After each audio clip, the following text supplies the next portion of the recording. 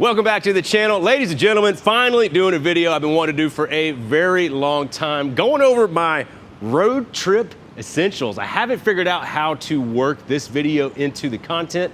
So now that I'm doing 3 videos a week for July, this is a perfect opportunity, especially because I'm packing the 79 C35 to go on a 1,200 mile round trip road trip from Daytona Beach, Florida to Nashville, Tennessee, headed to Southeastern Truck Nationals. Give you guys and gals an update at the end of the video what I've been doing to this truck in the background, making sure she's ready to go. But let's dig in. Before you click off the video, yes, I do bring a toolbox, and that's not really what we're getting into. I feel like you should bring the basic tools that you need to work on whatever vehicle you're taking, but we're going over everything else. We will dive into that little guy though. Really depends on what vehicle I take.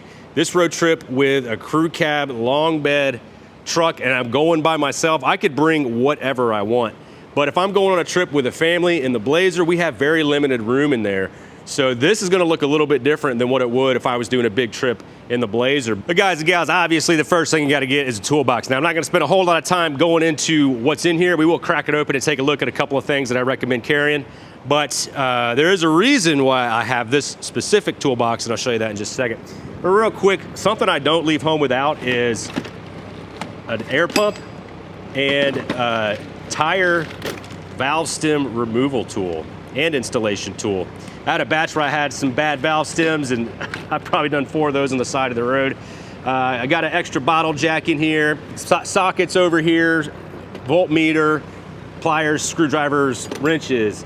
But the reason I have this toolbox is because it's actually modular. So this basket right here, which we'll go in and check out in a minute, it actually sits like right on top of that toolbox, right? So it's all nice and neat. But then you got these guys, you latch them in there, and now it's like one unit, you know? So when I am taking like the van or the Blazer and I gotta stack stuff up to help have more space in wherever I'm doing it, it's like awesome, dude. It doesn't fit in the bed of the truck with a tonneau cover on, which I normally have, but I mean, it's just really, really handy to have. And normally I have 2 of these baskets that I carry. One has like cleaning supplies and you know, fluids and stuff, which a lot of that's in there. I've kind of combined a couple things because I got all the room in the back of the truck. But this one has like a combination of my usual stuff. We'll go over that in just a minute. You know, you gotta have chairs when you're waiting on the side of the road for a buddy to come bail you out of a bad situation. If I don't have a lot of space, I'm taking this guy because it's collapsible and really compact. This one takes up some more space, but it's more comfortable, and I got some rocker chairs actually back there. So if we're bringing the whole family, we're taking like all of them. So this is probably like, if I have to open up this box during a road trip, this is probably bad news unless I'm just trying to grab some fluids. Got your basic stuff here. You got antifreeze, power steering fluid, oil, brake clean, got some transmission fluid. One thing that I added to the kit is a snatch line and 2 heavy duty shackles, because we towed Joe off the side of the interstate with this to be able to load his Blazer up on a U-Haul trailer. And man, I think having this is, it's worth having, especially if you break down on an interstate or you're in a bad spot. The big reason I have this now is for safety. Like if it was me broke down on the side of the road, whatever, you know, like we'll figure it out. But that breakdown, it was Derek, Joe was broke down, and Kristen, they were in one Blazer. I was driving my 67 C10, and Lauren was driving my dually with the boys.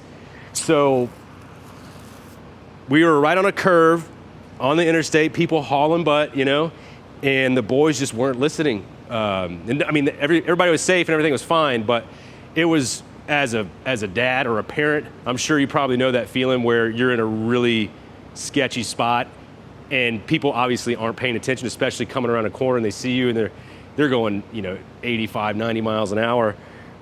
So we made the call, like, we have to get off the interstate, dude. So snatch line is definitely super important to have. Also some extra hoses and stuff. So what I carry depends on, again, what vehicle I'm driving. So this guy had to put in a new distributor in it. So I got the original cap with an ignition control module, just in case anything funny happens.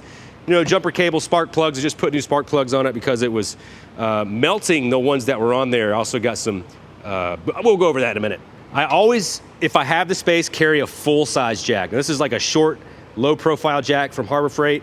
I also always carry a jack stand, regardless of if I have a full-size jack or not.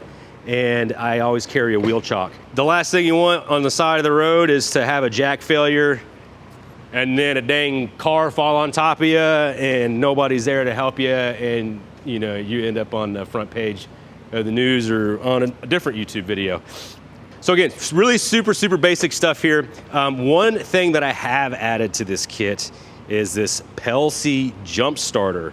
Now, full disclosure, Pelsey did send me this jump starter air compressor unit, and I don't think it's even available yet for purchase. I have seen some marketing stuff around it, but I haven't seen it available yet for purchase. But I have been playing with it, and this thing's actually pretty freaking cool. This little tiny jump box, which is a quarter of the size of my other jump box that I used to carry, is ridiculously powerful. I put it up against my Harbor Freight big jump starter that has the compressor and all that stuff too, and this by far outperformed that in every facet. Oh, I think Lauren's here to get her oil changed. Not only did this little jump box outperform my big one from Harbor Freight, but it's so compact. You could literally keep this in your glove box, and it's just like, it checks all the boxes for me. I would literally buy this with my own money if they didn't send it to me, because of how much I really like this thing. It also has a built-in air compressor, and you could set the PSI you want, and it'll air up your tire. I've been using it on the boys' bikes. I don't think this is gonna air up a tire from flat, so if you blow out a valve stem or something and you gotta air up the whole tire, that's why I got my dedicated air pump there. But if I need to top it off or check anything, this is like perfect. So it comes in this handy carrying case with all the stuff you need, like a charging cord, the jump cables, and the connection for the air pump. So I'll grab this, just kind of give you a quick demonstration on why you should consider getting this jump box or one like it. So unfortunately, I don't have anything in here that has a dead battery right now. But the cool thing about this is it's literally just, you hook it up, you see these two lights blinking? When it's ready, boom, green light, that means go. And then also has a nice little safety feature that if you have somebody that may not be as skilled as you working on cars and jump starting them, you hook it up backwards, it'll tell you. But this is a really nice unit. It's super compact, really easy to use, as far as I can tell, it's Yeah Buddy approved. So like I said, I usually carry 2 of these crates, but now that I have the big box for this trip, I only broke down to the 1, and really I try to separate my chemicals. So the other tote I would normally have like cleaning supplies, fluids and all that stuff that's kind of in there. And then the other one would have my spices and you know, my forks and a knife to cut up my veggies and all that stuff. So this is all the stuff for my grill, which I have set up right here. I absolutely love this thing. So this is a Blackstone, it's like their camping series. It's not their regular one, and the big reason I like this is because it's light. We do have a visitor crashing the video. She's in for a service. The reason I love this is because it is a cast aluminum top. It's not the cast iron. So this is very, very light. Now, with that being said, it isn't of the best quality. The handle broke, and one of these things broke, and it works though. It works great. I think the igniter still works. Anyway, I got a lighter just in case it doesn't. But I really like it because, one, you could cook like on your tailgate with it. You could cook on a plastic table, this is also something I bring with me.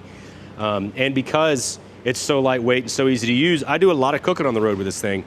Excited to throw it in the truck on this trip. It's been a while since I've used it, but now that I got a hotel that I'm staying at with some buddies, we're gonna be cooking on the old Blackstone. Like I said, I have this table that I usually bring. This is really small. Again, things are small and compact so we can get them into the trucks or car or whatever you're taking. I am bringing this table too though for the tent. I actually have a tent this year at SETN, so if you're in Lebanon, Tennessee and want to stop by the Wilson County Fairgrounds to check out the event, swing by the Yeah Buddy tent. I have my merch with me. I'll have all my stuff, you know. Yeah, you can put your hands on the truck. Hopefully we make it there. I'm talking a mean game that I'm gonna be there, but we still gotta get there. I love this cooler. And the big reason I love this cooler is because, listen, when I tell you like I buy things or I get things for a certain reason, it's because I've tried it. I've tried stuff over and over. I've done dozens of road trips, tens of thousands of miles on the road, cooking in parking lots, you know, all that stuff. But you gotta get what makes your life easier on the road. And this cooler is like the jam. It's not cheap, but it's awesome. So I got this guy. This is a Rover 60, I believe, and then I got a 45 at the house. So if I don't have enough space, that other one's a little smaller, so I'll throw that. But anyway, they both are pretty much the same thing. They got these wheels. You can roll them around, right? So that's handy.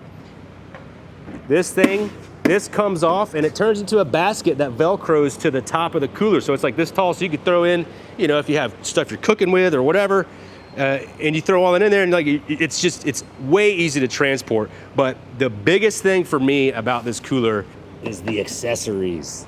You could put your chopping block on there, so you got a little table. You got your road sandwiches. We cut up veggies on there. As you can see, it's well used.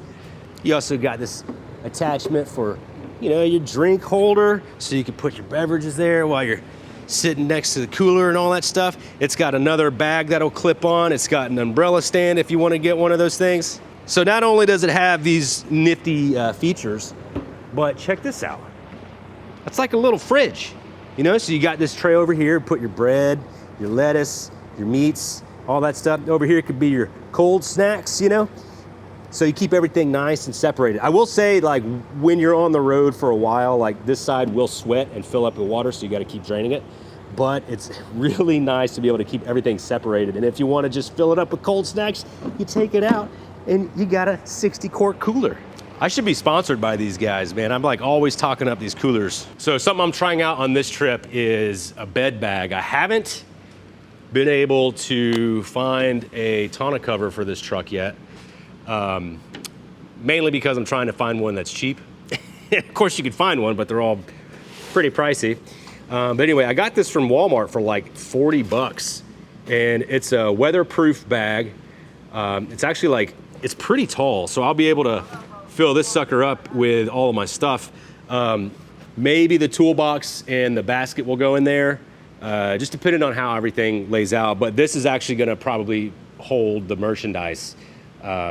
It sucks that I don't have a tonneau cover for this, because then you just throw everything in the back and it doesn't matter. But it'll be cool, like, I don't know, trying it out, trying something different, you know?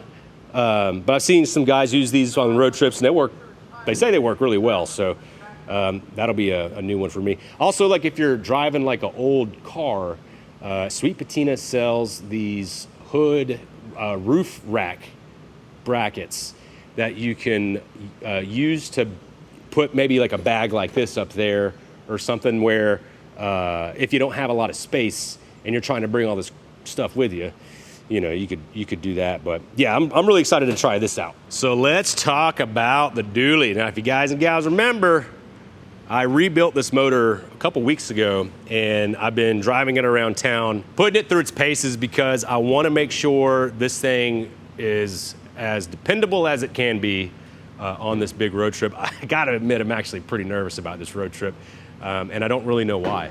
Maybe because I'm driving up by myself on an off day that most people wouldn't be driving to that show, so I don't know, we'll see. Ended up replacing that old crunchy hood. I know some of y'all were just not digging the original hood, and I don't know why, you know? Like, it was perfectly fine. You put a strap down the middle and it was good to go. But I actually really like the color of this one.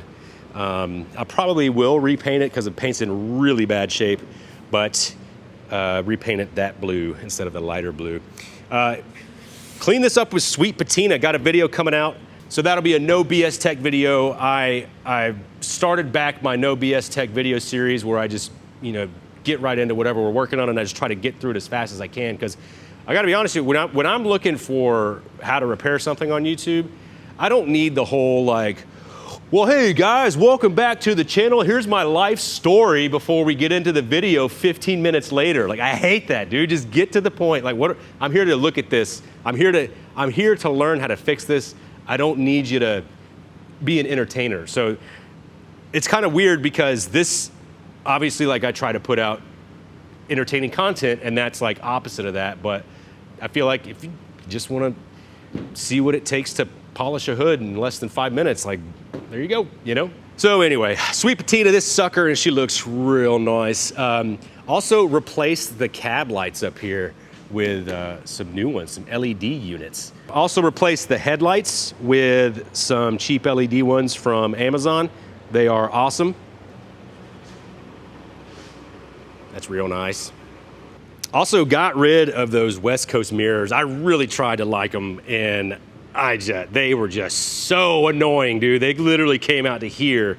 Well, shoot, they're right here. I'm bringing them with me to the show. So whoever comes up to the tent first, if you want them, I'll just give them to you. And they're just like overly complicated. They had the attachment point here, and then, you know, this is like much better, much sleeker. I put some of those little helper mirrors right there on both sides so I can, you know, keep an eye on my rear end when I'm trying to do stuff, back it up and all that. Fixed the tailgate, gave her a bath, and I mean, really, that's it. Just clean the glass. Like, haven't really done much to the body. Oh, I ended up also, like, I had tape up here, but I put like it's like weather stripping adhesive, but not what I need to have up here, but it should help with water leak. So it leaks, and then it leaks between the wore out weather stripping here, and then it just drips, and then it smells terrible. So that should help, but I'm gonna come clean with you guys and gals. Been fighting an issue on this thing, and I gotta tell you what it is. I have been chasing a freaking valve cover leak on this truck. I think I've done it 3 times now. So the Felpro kit came with these like rubber valve cover gaskets, which are supposed to be great, you know? Haven't really had an issue with them before, but I put them on and they leaked like a lot. Like I thought, like, dude, I thought the rear main seal was like just dumping oil. So I took the torque converter cover off, looked at everything, and it's like dry as a bone under there. So I'm like, great. So started looking, and you just see oil dripping off the back of the valve cover. So like, all right, great, whatever, that's easy. So put in the set again, and just kind of made sure I just did it right, you know, like torque sequence and all that. Driving home, huge cloud of smoke coming out of the back. Okay, didn't fix it. So I went and got some weather strip adhesive and did that technique where you put the weather strip adhesive on, and I even put weather strip adhesive on the block and sealed it, tried to seal it up like that, let it set, let it cure and all that stuff. That didn't work. So I was like, dang it, man. So I went and I got some Molle cork gaskets, and they're the thickest ones I could find that would be here in time for me to go. So I did the weather strip adhesive on the valve cover only, and then put it down. But what I found was when I was like, let me just take a look at it. So I was fitting everything, and the valve cover sits flat on the head, but the bolt holes are misaligned. So when you put the bolts in, it moves it, and then it picked the valve cover up. So it was just dumping oil like out of the sides of it. So I ended up adjusting the holes a little bit, and then kind of grinding out where it was hitting the block. And I think we got it. So I haven't started it up yet today, but I'm getting ready to pull this sucker out and then get Lauren's car in here, and then on the drive home, I'll know if we fixed it or not. But other than that, I mean, it's been running really great. That's the only thing that's been leaking. I got the transmission sealed up. The dipstick tube was leaking. I got that sealed up, and everything looks really good under there. Oh, one more thing I did. So this truck was lowered, and that leaf spring was sitting on the leaf spring bump stop. So it was the same on the front and the back. So I ended up just lobbing them off. It rides a lot better. Sits a little bit lower, not much. I think maybe like a ½ an inch or so. She is as ready as she's gonna be for this big old 1,200 mile road trip, and I am nervous, but very excited. Hopefully we won't have any issues going up there. I do have an extra day to figure some stuff out if I do run into issues, but I will 100% be at Southeastern Truck Nationals with or without this truck. Anyway, guys and gals, as always, I appreciate y'all hanging around and watching these videos. I'll see you in the next one.